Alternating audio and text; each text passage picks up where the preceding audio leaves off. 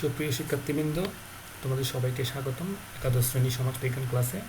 আমি মোহাম্মদ শাহেদ পারভেজ, প্রভাষক, সমাজবিজ্ঞান বিভাগ। আশা করি তোমরা।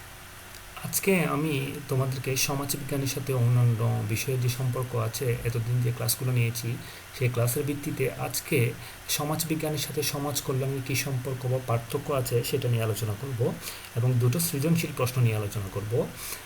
কারণ সৃজনশীল প্রশ্ন নিয়ে আলোচনা করলে তোমরা ইজিলি বুঝতে পারবে যে তোমাদের সমস্যাগুলো কোন জায়গায় এবং কীভাবে অ্যান্সার করলে তোমরা ভালো নাম্বার পাবে। ঠিক আছে, সমাজবিজ্ঞানের সাথে সমাজ কল্যাণের সম্পর্ক নিয়ে আমরা আলোচনা করি। তোমরা ছবিতে দেখতে পাচ্ছ সমাজবিজ্ঞান এবং সমাজ কল্যাণের মধ্যে পার্থক্যগুলো দেখানো হলো। প্রথমত আমরা বলি সমাজবিজ্ঞানকে আমরা সবাই জানি, অর্থাৎ যে বিজ্ঞান সমাজ কাঠামো এবং সামাজিক সম্পর্ক নিয়ে আলোচনা করে, বিজ্ঞানভিত্তিকভাবে আলোচনা করে বা বিশ্লেষণ করে, সেটি হচ্ছে সমাজবিজ্ঞান। অন্যদিকে সমাজ কল্যাণ কী? আসলে সমাজবিজ্ঞান এবং সমাজ কল্যাণ দুটোই সমাজ সম্পর্কিত বিজ্ঞান, কিন্তু দুটোর মধ্যে ছোট একটা পার্থক্য আছে। এই পার্থক্যটা হচ্ছে সমাজবিজ্ঞান হচ্ছে মোস্টলি তাত্ত্বিক, অর্থাৎ যে বিজ্ঞান তাত্ত্বিক দৃষ্টিভঙ্গি প্রদান করে সমাজ সম্পর্কে, সেটি হচ্ছে সমাজবিজ্ঞান। অন্যদিকে যে বিজ্ঞান সমাজের তাত্ত্বিক দৃষ্টিভঙ্গির পরিবর্তে ব্যবহারিক দৃষ্টিভঙ্গি নিয়ে আলোচনা করে বা প্র্যাকটিক্যাল ইউটিলিটিস নিয়ে আলোচনা করে, সামাজিক সমস্যা চিহ্নিত করে ও সমাধানের লক্ষ্যে কাজ করে, সেটি হচ্ছে সমাজ কল্যাণ। তাহলে তোমরা প্রথমে বুঝতে পারছো সমাজ কল্যাণ এবং সমাজ বিজ্ঞানের মধ্যে পার্থক্যটা কী। মেল পার্থক্য হচ্ছে সমাজ কল্যাণ ব্যবহারিক দিক নিয়ে আলোচনা করে আর সমাজ বিজ্ঞান তাত্ত্বিক দৃষ্টিভঙ্গি নিয়ে আলোচনা করে। 2 নম্বর দেখো, মূলত তাত্ত্বিক ও বিশ্লেষণাত্মক বিজ্ঞান, অর্থাৎ সমাজ বিজ্ঞান হচ্ছে সমাজের বিষয়গুলো নিয়ে তাত্ত্বিক দৃষ্টিভঙ্গি প্রদান করবে এবং বিশ্লেষণ করবে। যেমন ধরো, দারিদ্রতা কী, দারিদ্রতা কাকে বলে, দারিদ্র্যের সংজ্ঞা কী, দারিদ্র্য কীভাবে উৎপত্তি হয়, দারিদ্রতা সমাজ জীবনে কীভাবে প্রভাব বিস্তার করে এবং এর মানুষের জীবনে দারিদ্রতা কতটুকু প্রভাব ফেলে, এগুলো নিয়ে আলোচনা করবে সমাজবিজ্ঞান। অন্যদিকে দারিদ্রতার উৎপত্তি কীভাবে এবং কী কী পদক্ষেপ নিলে, কী কী টুলস ব্যবহার করলে দারিদ্রতার নিরসন করা যাবে, সেটা নিয়ে প্র্যাকটিক্যাল জ্ঞান বা দৃষ্টিভঙ্গি প্রদান করা যে বিজ্ঞান, সেটি হচ্ছে সমাজ কল্যাণ। অর্থাৎ দারিদ্র্যকে যদি আমরা নিরসন করতে চাই, তাহলে ধরো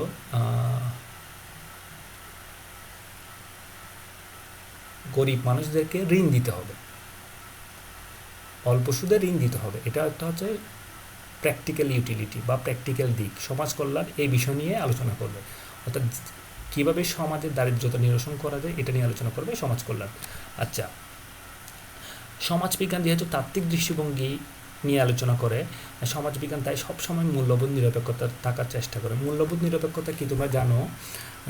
না জানলে আমি একটু ক্লিয়ার করছি। মূল্যবোধ নিরপেক্ষতা হচ্ছে সমাজবিজ্ঞান তার তাত্ত্বিক জ্ঞান উৎপাদনের ক্ষেত্রে বা জ্ঞান বিস্তারের ক্ষেত্রে বা কোনো কিছু ব্যাখ্যা, বিশ্লেষণ বা গবেষণার ক্ষেত্রে কখনোই বায়াসড থাকতে চায় না। অর্থাৎ গবেষণার ফলে যে তথ্যটি উঠে আসে বা যেই ফলাফল উঠে আসে, সেটা সঠিকভাবে নিরপেক্ষভাবে প্রদান করা বা উপস্থাপন করা হচ্ছে মূল্যবোধ নিরপেক্ষতা। যেমন একজন মুসলিম সমাজবিজ্ঞানী যদি মুসলিম সম্প্রদায়ের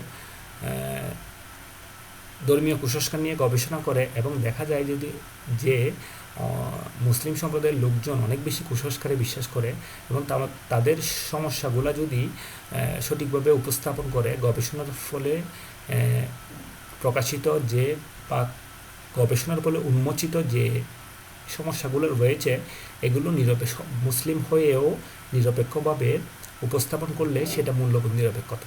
ঠিক আছে, তবে কিছু কিছু ক্ষেত্রে সমাজবিজ্ঞান অনেকটা মূল্যবোধ নিরপেক্ষতা থাকতে পারে না অনেক ক্ষেত্রে। ঠিক আছে, যেহেতু তাত্ত্বিক দৃষ্টিভঙ্গি অনেক সময় কিছু কিছু সমাজবিজ্ঞানীরা বায়াসড হয়ে যায়। ঠিক আছে, কিন্তু তাই বলা যায় সমাজবিজ্ঞান মূল্যবোধ নিরপেক্ষ বিজ্ঞান, কারণ বেশিরভাগ ক্ষেত্রে সমাজবিজ্ঞান চাই তার মূল্যবোধ নিরপেক্ষতা বজায় রাখতে। অন্যদিকে সমাজ কল্যাণ যেহেতু প্র্যাকটিক্যাল জিনিস নিয়ে আলোচনা করে বা দৃষ্টিভঙ্গি প্রদান করে, সেক্ষেত্রে তাকে মূল্যবোধ নিরপেক্ষ হওয়ার সুযোগ থাকে না। অর্থাৎ সে কোনো কাজ যখন করে তখন সহজেই সে প্র্যাকটিক্যাল কাজগুলো যেহেতু করে, সে সহজে বায়াসড হয়ে যায়। ঠিক আছে, তো সমাজ কল্যাণ সেক্ষেত্রে 100% বা সমাজ কল্যাণের ক্ষেত্রে মূল্যবোধ নিরপেক্ষতা তেমন কোনো গুরুত্বপূর্ণ ভূমিকা পালন করে না। ঠিক আছে, কারণ একজন পেশাদার সমাজকর্মী অনেক সময় বায়াসড হয়ে যাবে তার কাজ করতে গিয়ে, এটাই স্বাভাবিক। ঠিক আছে, এবার দেখো 4 নাম্বার, সমস্যা বিশ্লেষণের প্রধান লক্ষ্য। অর্থাৎ কোনো সমস্যার বিশ্লেষণ করা হচ্ছে সমাজবিজ্ঞানের মূল লক্ষ্য। যেমন ধরো সামাজিক অসংহতি কী, বা সামাজিক দুর্নীতি কী, দুর্নীতি কেন হচ্ছে, কীভাবে উৎপত্তি হচ্ছে, কারা দুর্নীতিবাজ এবং দুর্নীতির ফলে সমাজের কী ক্ষতি হচ্ছে, এগুলো বিশ্লেষণ করা হচ্ছে সমাজবিজ্ঞানীদের কাজ। অন্যদিকে সমস্যার সমাধানের নীতি নির্ধারণ ও পরিকল্পনায় অবদান রাখা এর প্রধান লক্ষ্য। সমাজবিজ্ঞান যেখানে বিশ্লেষণ করে শুধুমাত্র, আর সমাজ কল্যাণ সেখানে দুর্নীতির সমাধানে কী কী নির্ধারণ করতে হবে এবং কী কী পরিকল্পনা নিতে হবে, এটা নিয়ে আলোচনা করা বা অবদান রাখা হচ্ছে সমাজ কল্যাণের লক্ষ্য। আচ্ছা, এখন দেখো 5 নাম্বার, সমাজবিজ্ঞানের পরিধি ব্যাপক ও বিস্তৃত। কেননা সমাজ জীবনের প্রত্যেকটা ক্ষেত্র এর আলোচনার বিষয়বস্তু। আমরা সবাই জানি সমাজে যা কিছু আছে সব কিছু নিয়ে আলোচনা করে সমাজবিজ্ঞান। ঠিক আছে, তো এই জন্য সমাজবিজ্ঞানের পরিধি বেশি। যদিও সমাজ জীবনের বিভিন্ন দিক সম্পর্কে কৌতূহল রয়েছে, তথাপি যেহেতু সমাজ কল্যাণই এর বিশেষ ক্ষেত্র, তাই এই বিশেষ ক্ষেত্রে তাদের গবেষণা শুধুমাত্র সমাজের কল্যাণে কী কী কাজ করা উচিত, কী কী পদক্ষেপ নেওয়া উচিত, এগুলো নিয়ে যেহেতুই আলোচনা করে, সেহেতু সমাজ কল্যাণের পরিধি সমাজবিজ্ঞানের চেয়ে একটু কম বিস্তৃত বা পরিব্যাপ্ত। ঠিক আছে, এবার দেখো 6 নাম্বার, সমাজ কল্যাণের লক্ষ্যে পন্থা পদ্ধতি নির্দেশনার ক্ষেত্রে সমাজকর্মীদেরকে অবশ্যই সমাজের বাস্তবতা জানতে হয়, আর এক্ষেত্রে তারা সমাজবিজ্ঞানের গবেষণা থেকে উপকৃত হয়। যেহেতু সমাজবিজ্ঞানীরা তারাও সমাজের পন্থা পদ্ধতি নির্দেশনার ক্ষেত্রে সমাজকর্মীদের ভূমিকা পালন করে, তো তাই যারা সমাজ কল্যাণ তারা কিন্তু সমাজবিজ্ঞানের গবেষণা থেকে উপকৃত হতে পারে। ঠিক আছে, আবার অন্যদিকে দেখো, যেহেতু সমাজকর্মীরা সামাজিক সমস্যাগুলির গভীরে যান, কারণ উদ্ঘাটন করেন এবং কীভাবে সমাজের কল্যাণ সাধন করা যায় সে সম্পর্কে গবেষণা চালান, সেহেতু সমাজবিজ্ঞানীরা সমাজ কল্যাণের গবেষণা থেকে উপকৃত হতে পারেন। বোঝা যাচ্ছে একটা বিজ্ঞান, সমাজ কল্যাণ যেভাবে সমাজবিজ্ঞানের গবেষণা দ্বারা উপকৃত হতে পারে, ঠিক একইভাবে সমাজ কল্যাণও সমাজবিজ্ঞানের গবেষণা দ্বারা উপকৃত হতে পারে, কারণ দুটোই মূল্যবান জ্ঞান, একটা ব্যবহারিক জ্ঞান, একটা তাত্ত্বিক জ্ঞান। সমাজ কল্যাণ যদি শুধু ব্যবহারিক জ্ঞান নিয়ে ব্যস্ত থাকে, তাত্ত্বিক দৃষ্টিভঙ্গি নিয়ে যদি তাদের ধারণা না থাকে, তাহলে ব্যবহারিক দিক নিয়ে তারা কখনোই সফল হতে পারবে না। সুতরাং সমাজ কল্যাণেরও সমাজবিজ্ঞানের জ্ঞান প্রয়োজন, এবং একটি বিজ্ঞান অন্য বিজ্ঞানের দ্বারা উপকৃত হতে পারে। আসলে তোমরা দুটো সৃজনশীল প্রশ্ন দেখতে পাচ্ছ, এই দুটো প্রশ্ন আলোচনা করব সংক্ষেপে। প্রথমে আমি 3 নম্বর প্রশ্নটা আলোচনা করব। দেখো তোমরা এখন যে টপিক নিয়ে আলোচনা করেছি এটার সাথে সম্পৃক্ত, তাই 3 নম্বর প্রশ্নটা দেখো। রহিম ও করিম দুই বন্ধু বিশ্ববিদ্যালয়ে দুটি ভিন্ন বিষয়ে অধ্যয়নরত। রহিমের অধ্যয়নের বিষয়টি মূলত তাত্ত্বিক, বিশ্লেষণাত্মক ও মূল্যবোধ নিরপেক্ষ বিজ্ঞান, এবং যার প্রধান লক্ষ্য হলো সামাজিক সমস্যার কারণ বিশ্লেষণ করা। অন্যদিকে করিমের অধ্যয়নের বিষয়টি মূলত ব্যবহারিক, মূল্যবোধ আশ্রয়ী, এবং যার প্রধান লক্ষ্য হলো সামাজিক সমস্যার সমাধান, নীতি নির্ধারণ ও পরিকল্পনা গ্রহণ। নৃবিজ্ঞান কাকে বলে? আমরা জানি নৃবিজ্ঞান কাকে বলে। যে বিজ্ঞান মানুষের উৎপত্তি, বিকাশ ও সংস্কৃতি নিয়ে আলোচনা করে, সেটি হচ্ছে নৃবিজ্ঞান। পরিবারের সমাজবিজ্ঞান যা নিয়ে আলোচনা করে তা ব্যাখ্যা করো। পরিবারের সমাজবিজ্ঞান মূলত পরিবার কীভাবে উৎপত্তি হয়েছে, পরিবারের কত প্রকার, পরিবার কীভাবে কাজ করে, পরিবারের পরিবর্তন কী রূপ হচ্ছে, এগুলো নিয়ে পরিবারের সমাজবিজ্ঞান আলোচনা করে। এবার দেখো গ নাম্বারটা দেখো, উদ্দীপকের রহিম ও করিমের অধ্যয়নের বিষয় দুটির মধ্যে সাদৃশ্য ব্যাখ্যা করো। এই উদ্দীপকের রহিম ও করিম সাধারণত দেখা যাচ্ছে রহিমের বিষয়টি হচ্ছে সমাজবিজ্ঞান আর করিমের বিষয়টি হচ্ছে সমাজ কল্যাণ। কারণ প্রশ্নের মধ্যে আমরা দেখতে পাচ্ছি রহিমের অধ্যয়নের বিষয়টি মূলত তাত্ত্বিক, বিশ্লেষণাত্মক ও মূল্যবোধ নিরপেক্ষ। এই 3টি বৈশিষ্ট্যই হচ্ছে সমাজবিজ্ঞানের অন্যতম বৈশিষ্ট্য। অন্যদিকে করিমের বিষয়টি মূলত ব্যবহারিক, মূল্যবোধ আশ্রয়ী, এবং যার প্রধান লক্ষ্য হলো সামাজিক সমস্যার সমাধানের নীতি নির্ধারণ ও পরিকল্পনা গ্রহণ। সুতরাং বোঝাই যাচ্ছে রহিমের বিষয়টি হচ্ছে সমাজবিজ্ঞান এবং করিমের বিষয়টি হচ্ছে সমাজ কল্যাণ। এবার আমরা প্রশ্নটা যদি আলোচনা করে দেখো, দুটোর মধ্যে সাদৃশ্য কী? আসলে দুটোর মধ্যে সাদৃশ্য আছে, তবে খুব কম। প্রথম সাদৃশ্য বলা যায়, পার্থক্যগুলো দেখলে তোমরা বুঝতে পারবে। প্রথম সাদৃশ্যের মধ্যে দুটো সমাজের বিষয়গুলো নিয়ে আলোচনা করে, একটা প্র্যাকটিক্যাল, একটা থিওরিটিক্যাল। তো সেক্ষেত্রে আমরা বলতে পারি দুটোই সমাজের গুরুত্বপূর্ণ বিষয়গুলো নিয়ে আলোচনা করে, সেক্ষেত্রে তাদের এক্ষেত্রে সাদৃশ্যতা রয়েছে। একটা তাত্ত্বিক আর একটা তাত্ত্বিক ও বিশ্লেষণাত্মক আর একটা ব্যবহারিক। আচ্ছা, তাত্ত্বিক ও ব্যবহারিক বিষয় নিয়ে আলোচনা করে, কিন্তু দুটোই হচ্ছে সমাজ বিজ্ঞানের বিষয়, সুতরাং এক্ষেত্রে সাদৃশ্যতা রয়েছে। আচ্ছা, একটা মূল্যবোধ নিরপেক্ষ আর একটা মূল্যবোধ আশ্রয়ী, এটা পার্থক্য, এটা সরাসরি সাদৃশ্য বলা যাবে না। তবে সমাজবিজ্ঞানও মাঝে মাঝে মূল্যবোধ তাত্ত্বিক দৃষ্টিভঙ্গি প্রদানের ক্ষেত্রে মূল্যবোধ নিরপেক্ষতা বজায় রাখতে পারে না। অন্যদিকে সমাজ কল্যাণ তো মূল্যবোধ নিরপেক্ষ না, সুতরাং সেক্ষেত্রে দুটার মধ্যে সাদৃশ্য রয়েছে, কারণ 100% মূল্যবোধ নিরপেক্ষতা থাকা সমাজবিজ্ঞানে সম্ভব নয়, সেক্ষেত্রে দুটোর মধ্যে সাদৃশ্যতারও রয়েছে। আরেকটা জিনিস দেখো, দুটো হচ্ছে সমস্যা বিশ্লেষণ। সমাজ কল্যাণ সমস্যা সমাধান করে আর সমাজবিজ্ঞান সমস্যা বিশ্লেষণ করে, ঠিক আছে। আর অন্যদিকে সমাজ কল্যাণ যদি সমস্যা বিশ্লেষণ না বুঝে, কীভাবে সমস্যা বিশ্লেষণ করা হয়েছে এটা যদি না বুঝে, তাহলে তারা সমাধান করতে পারবে না। সুতরাং দুটোর মধ্যে দুটোর জ্ঞান একটা জ্ঞানের দ্বারা প্রভাবিত, সুতরাং এই দুটোর সাথে সাদৃশ্যতা লক্ষ্য করা যায়। পরিধি ব্যাপক ও বিস্তৃত আর পরিধি কম ব্যাপক ও বিস্তৃত, ঠিক আছে, কিন্তু দুটোর পরিধি হচ্ছে সমাজের বিষয়গুলো নিয়ে আলোচনা করে, সুতরাং এক্ষেত্রেও তাদের মধ্যে সাদৃশ্যতা রয়েছে। একটা জিনিস হচ্ছে সমাজ কল্যাণের বিষয় দ্বারা সমাজবিজ্ঞান যেভাবে উপকৃত হয়, সমাজ বিজ্ঞানের বিষয় দ্বারাও সমাজ কল্যাণ সেভাবে উপকৃত হয়। একটি বিজ্ঞান অন্যটি বিজ্ঞানের দ্বারা প্রভাবিত হয় বা উপকৃত হয়, সুতরাং এগুলো তাদের মধ্যে সাদৃশ্যতা রয়েছে, ঠিক আছে। এবার ঘ নাম্বারটা দেখো, উদ্দীপকে ইঙ্গিত বহু বিষয় দুটির মধ্যে সাদৃশ্যের তুলনায় বৈসাদৃশ্যই বেশি। সত্যিকার অর্থে দেখা যাচ্ছে দুটো পার্থক্যগুলো দেখলে আমরা বুঝতে পারি দুটোর মধ্যে সাদৃশ্যের চেয়ে বৈসাদৃশ্যই বেশি, ঠিক আছে, কারণ সবগুলো টপিকই মূলত একটা চেয়ে ভিন্ন। একটা তাত্ত্বিক দৃষ্টিভঙ্গি আর একটা ব্যবহারিক দৃষ্টিভঙ্গি, একটা বিশ্লেষণ করে আর একটা ব্যবহারিক জ্ঞান প্রদান করে, একটি মূল্যবোধ নিরপেক্ষ আর একটি মূল্যবোধ নিরপেক্ষ নয়। এগুলো তোমরা সুন্দর করে গুছিয়ে লিখলে, ওই পার্থক্যগুলো লিখিয়ে দিলে, তাহলে বুঝতে পারবো সাদৃশ্য হচ্ছে বৈসাদৃশ্যটাই বেশি, ঠিক আছে।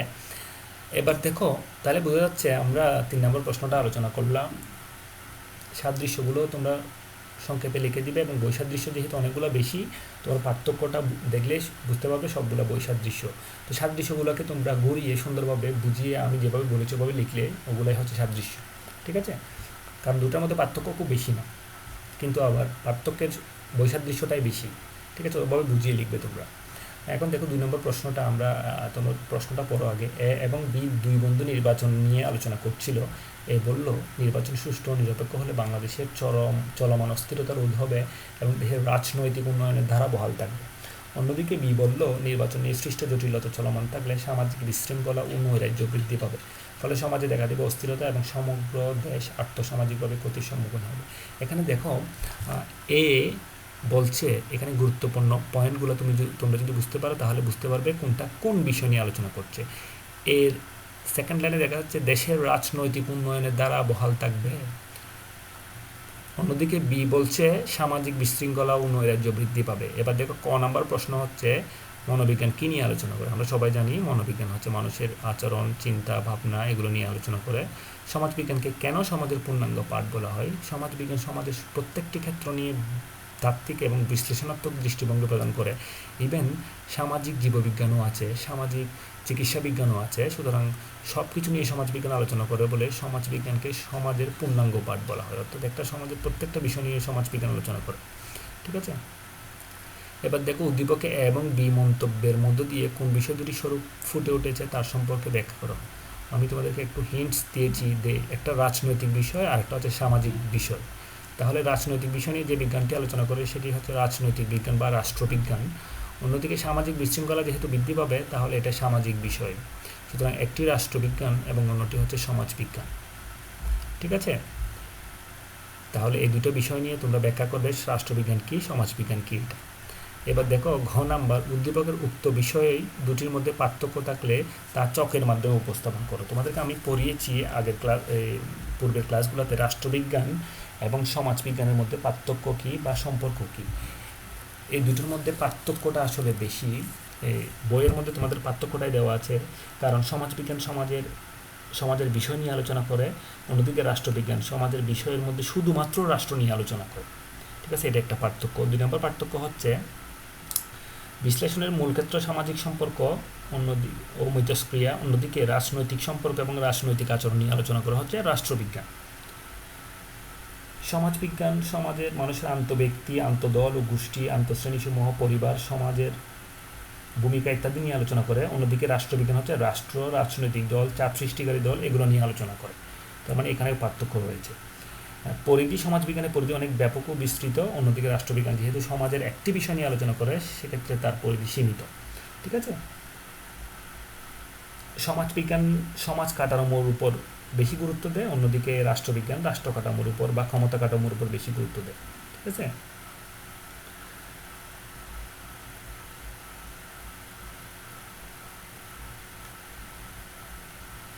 পরিধি ব্যাপক হলেও সমাজবিজ্ঞান অনেক সময় শাসনতন্ত্র, সরকারের বিভিন্ন অঙ্গ, অধিকার, কর্তব্য ইত্যাদি বিষয় প্রত্যক্ষভাবে আলোচনা করে না, তবে এর সামাজিক পটভূমি উপেক্ষা করে না। ঠিক আছে। সমাজবিজ্ঞান রাষ্ট্রবিজ্ঞান অনেক কিছু নিয়ে আলোচনা করে, তবে প্রত্যক্ষভাবে আলোচনা করে না, পরোক্ষভাবে এর ভূমিকা সমাজে কীভাবে পড়ে। এই যে তোমরা প্রশ্নে দেখছো, যদি সুষ্ঠু নির্বাচন না হয়, এটা রাজনৈতিক বিষয়, কিন্তু সুষ্ঠু নির্বাচন যদি না হয় সমাজে কী প্রভাব ফেলবে এটা হচ্ছে আবার সমাজের বিষয়। সুতরাং সমাজবিজ্ঞান রাষ্ট্রবিজ্ঞানের বিষয়গুলোকে কী করে না, অ্যাভয়েড করে না। অন্যদিকে রাষ্ট্রবিজ্ঞান ও সমাজবিজ্ঞানের বিষয়গুলো অ্যাভয়েড করে না। ঠিক আছে। তো দেখা যাচ্ছে দুটো বিষয়ের মধ্যে পার্থক্য, অনেকগুলো পার্থক্য রয়েছে। তোমরা চকের মাধ্যমে দুটো রিপ্রেজেন্ট করবে, তাহলে তোমরা ভালো মার্কস পাবে। ঠিক আছে। এই দুটো প্রশ্ন সম্পর্কে তোমাদের কোনো কোয়েশ্চেন থাকলে, সৃজনশীল প্রশ্ন সম্পর্কে নিচে কমেন্ট করবে। আশা করি তোমরা সবাই বুঝতে পারছো। সবাই ভালো থাকবে। খোদা হাফেজ।